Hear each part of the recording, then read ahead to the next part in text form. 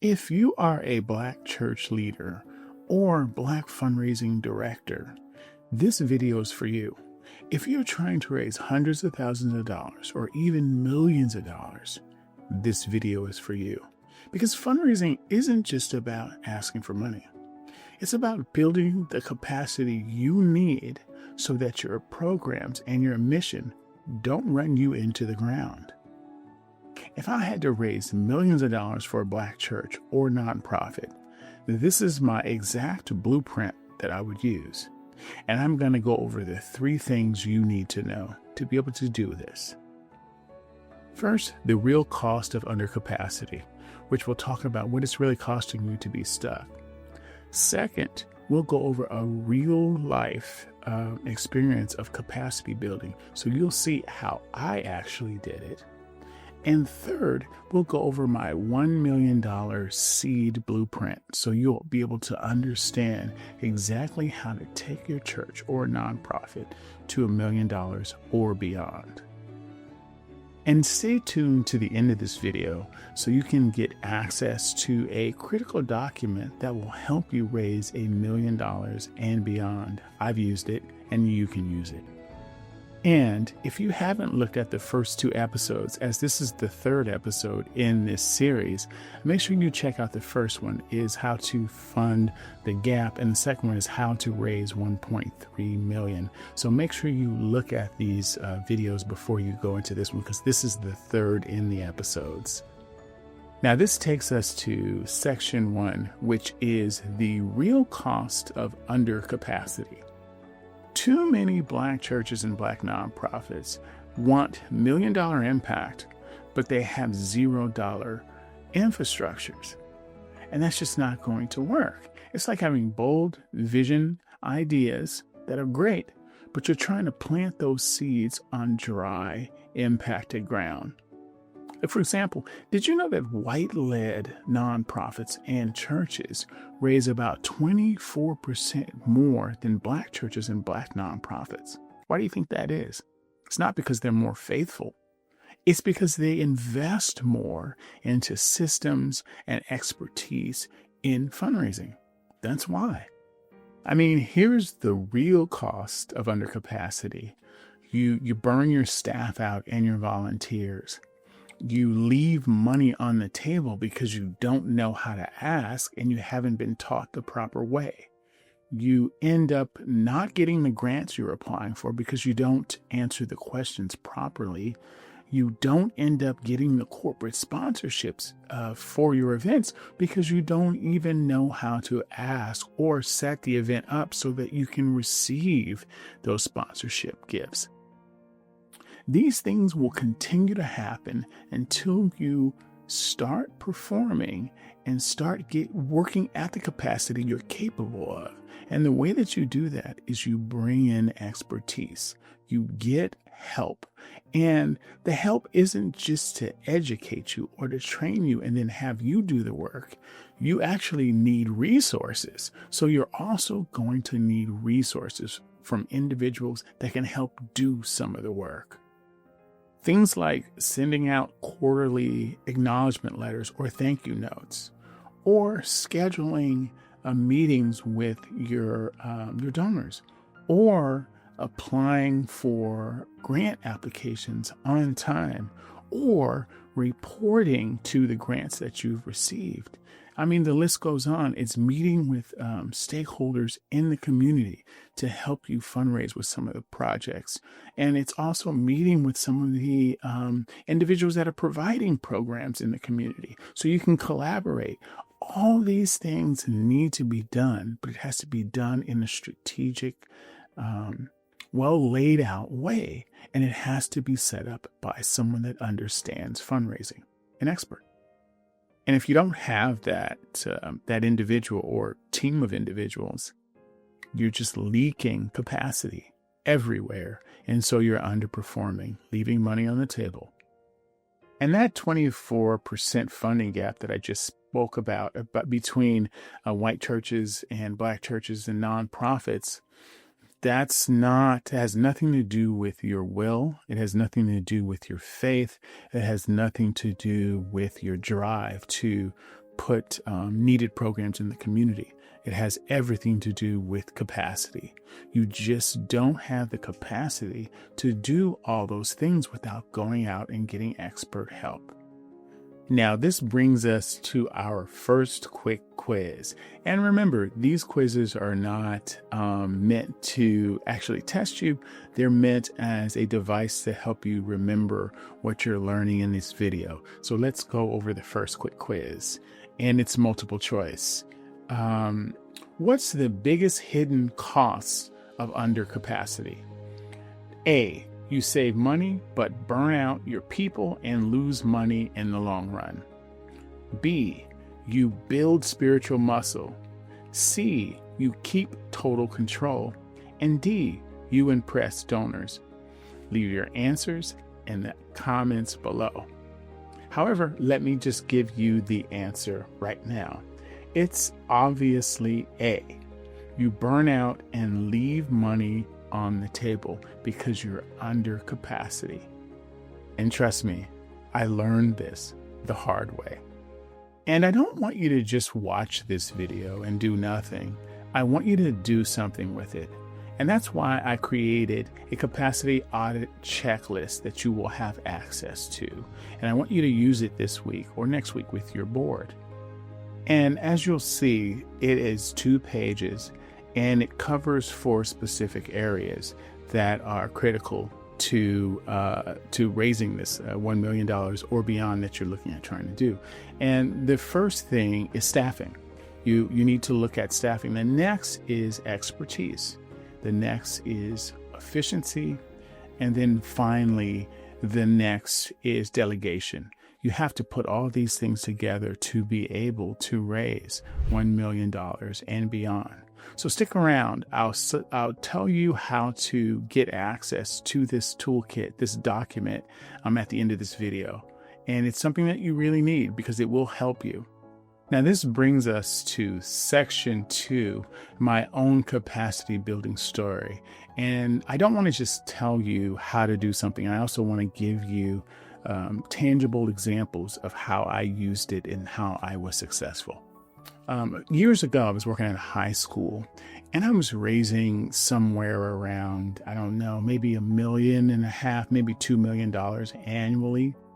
And the president and the board of directors came to me and they said that they wanted me to raise an additional $1 million moving forward. And I looked at them and I said, you want me to raise an additional $1 million, almost 50% increase. I can do that. I said, after I thought about it, I said, but I'm going to need more resources to do that. And they looked at me and they're like, well, we're not looking at increasing the budget. We just want you to. I said, I'm not going to attempt that. I said, I'm not going to burn myself out or my one individual staff member out trying to raise an additional double almost what we're raising. I said, if you want us to raise an additional $1 million and some change, we're going to need more support and more resources. And they thought about it and they said, well, give us a proposal. And I put together a proposal and I said, all right, we'll raise $1 million and some change. And by the way, the extra $1 million that we raise, we will pay for our additional staff. So it'll be a net positive gain for you. And they went for it. And so we brought in someone new and we started, putting together more systems, utilizing more processes, utilizing better CRMs, and just we even hired a consultant to help us on the side. And we ended up raising more than the amount that they asked us to raise because we had more resources and we were able to double down on the donors that we had, and they felt seen, they felt supported, and they responded. So my story to you is, if you really want to raise more money, over $1 million and beyond, you're going to not only need expertise, but you're also going to need resources, and that's staff or consultant or things like that. But if you're worried about the cost, in general, it's 25 cents on the dollar. What do I mean by that? What I mean by that is it will cost you about 25 cents to raise $1 over time. It usually takes about 18 months to get that return, but that's about the average, the national average. So consider raising $1 million beyond what you want. Make sure you're looking at the resources you need, the expertise you need to do that. So if you're trying to raise beyond $1 million with 1 or 2, maybe even 3 volunteers, it's not going to work. You're going to need somebody that understands fundraising because it's a profession. It's almost a science. And trying to do it without the training and without the resources, all you're going to do is burn yourself out and your volunteers out, and you're probably going to lose donors. So make sure you get the expertise you need and also supply the resources you need to support that expert. Because remember, more capacity equals more results. Now this takes us to section 3, my $1 million S.E.E.D blueprint. So here it is, my $1 million S.E.E.D blueprint. This is the S.E.E.D framework. And as I mentioned before, S.E.E.D stands for staffing. It stands for expertise. It stands for efficiency. And it stands for delegation. Now stay tuned while I break down each one and explain each one step by step. Now first up, we're going to be talking about staffing. And what does that mean? Ask yourself, who's leading your fundraising? Are they experts? Do they have experience with professional fundraising? If they don't, that's what you need to consider. Maybe it's a consultant. Maybe it's a trusted professional. Maybe it's a volunteer that has done fundraising before. But guess what? Who's ever leading your fundraising campaigns needs to be an expert. They have to be understanding of what you're dealing with, how to raise money, as well as your culture. The better fundraisers understand the culture with which they're working in. That's a fact. Next, you want that expert to look at your funding gaps. Like, where are you lacking in terms of your fundraising systems? What is it you need to shore up? Like, what do you need? Is it a virtual assistant? Do you need someone entering information into your donor database? Do you need someone sending out thank you notes? Where are your gaps? And then finally, you need to fill those gaps. You need to go out and get what is being said that you need to do so that you're successful. And if you're trying to do this without an expert or someone telling you what it is you need to be successful that has done it before, that's not a winning plan. You need an expert helping you. Here's an action step I'd like you to consider. Ask your board. You probably already know the answer to this, but ask your board, do we have real fundraising leadership? Somebody that's an expertise? Yes or no? And if the answer is yes, good on you. If the answer is no, you need to say, guess what? That's our first hire. I mean, it's like trying to raise over $1 million with volunteers who have never asked a donor for a major gift, an individual donor. That's just not going to be a winning formula. You need to invest in the guide, and then the guide will direct you on how to get to your millions. That's just a fact. You need to staff smart and lead with expertise. Next, let's talk about expertise. And that's also a critical a component to the S.E.E.D framework.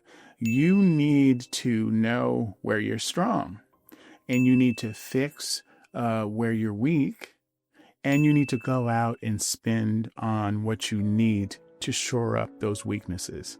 Those are just facts. Sometimes you have to spend a little to get a lot. Too many ministries and Black nonprofits guess their way through fundraising. And since they have traditionally passed the plate, they do have cash coming in. But by not bringing in experts that help them with individual fundraising, grant writing, special events, planned giving, they're just leaving so much money on the table. So what you want to do is look at what your expertise is, rank them, ask yourself, what are you good at? Fix those weaknesses by bringing someone in that can help you rank these individual strengths and weaknesses and tell you what help you need. So expertise is critical to the S.E.E.D framework. If you've never run a capital campaign before, make sure you hire someone that's done 10 of them. The next letter is E, the second E, which is efficiency. And you want to make sure you're shoring up and you're not wasting time and you're not leaking any resources. And so the first thing you might want to do is audit your donor data. And you might want to bring in a virtual assistant to help you with that. And then you want to look at automating your systems. Big visions, as you know, will not go far if you have leaky systems that are not in place, if you're not thanking donors, if you're not sending in reports to grants that you've received. The list goes on. You have to have tight systems. And the way that you do that is you must be far more efficient. And that might be, as I mentioned before, hiring a virtual assistant that can help with those things. And for me personally, I like to automate as many things as possible. I usually set up systems to where if a donor gives this amount, they receive this type of thank you letter, they receive this type of call, they receive this sort of monthly mailer, they receive this report, they're invited to this event, and it just goes on and on. It's a system that we put in place so no one falls through the cracks. So efficiency is key. And finally, the last letter is D, which is delegation. And for some of us, that's the hardest thing.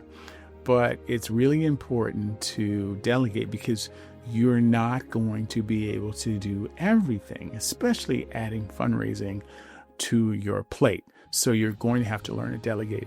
So the first thing I'd like you to do is write down 3 tasks around fundraising that you should delegate.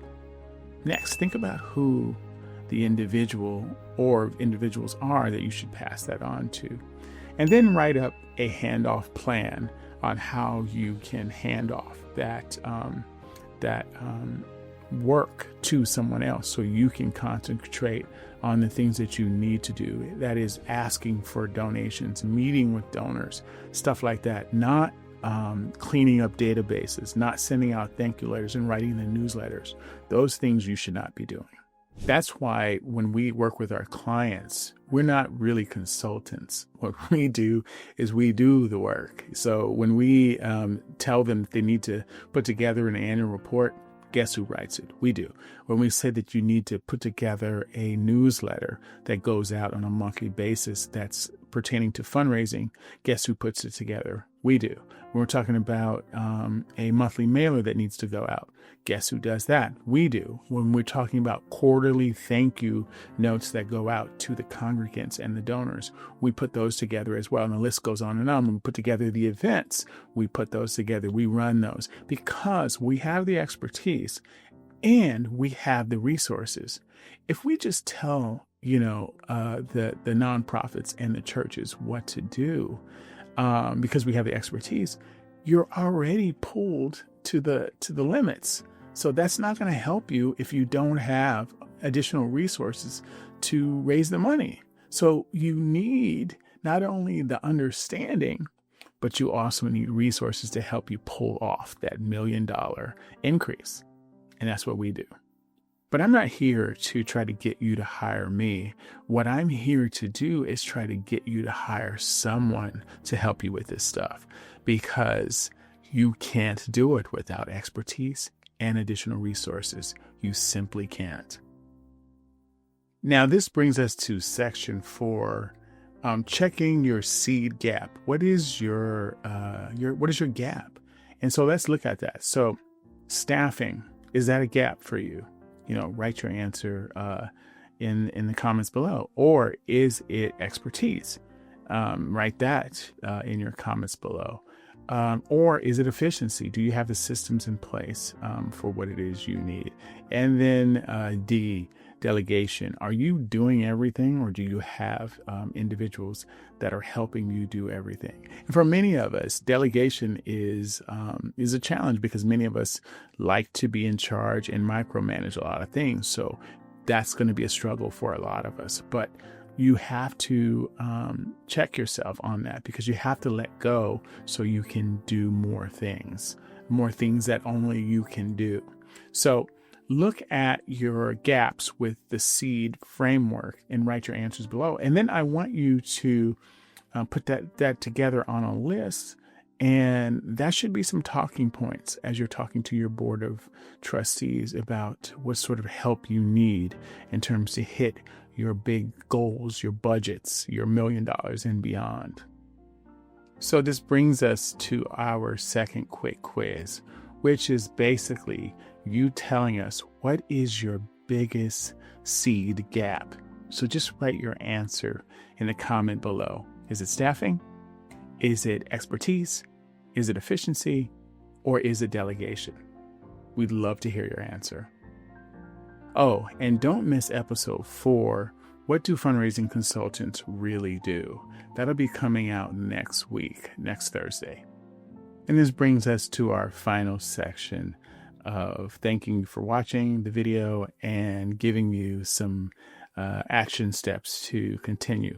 And as always, thank you for watching this video. We truly appreciate you spending the time learning with us. And if you found this video helpful, please like, subscribe, and make sure you ring the bell so that you're alerted when the next episode 4 comes out. And then finally, most importantly, please remember this. Please share this video with at least 2 of your fundraising colleagues from Black churches and Black nonprofits who need to see this information. Our goal here is to spread this knowledge so more of us are successfully putting programs in the community that will move our community forward. So please, please, please share this video with at least 2 of your colleagues. And as promised, if you want to take this to the next level and you want the Capacity Audit Checklist, just send us an email at info@wearenfm.com. That's info@wearenfm.com. And we'll make sure to share this checklist with you so you can utilize it to make a decision on whether or not you should keep doing things the way that you are, or you should look at hiring out and bringing in expertise. And make sure you don't just stop here. Check out episode 1 and episode 2 here. And as always, make sure you lead with purpose, you push the envelope, and you get the staffing you need and support you need to be successful. We'll see you next week.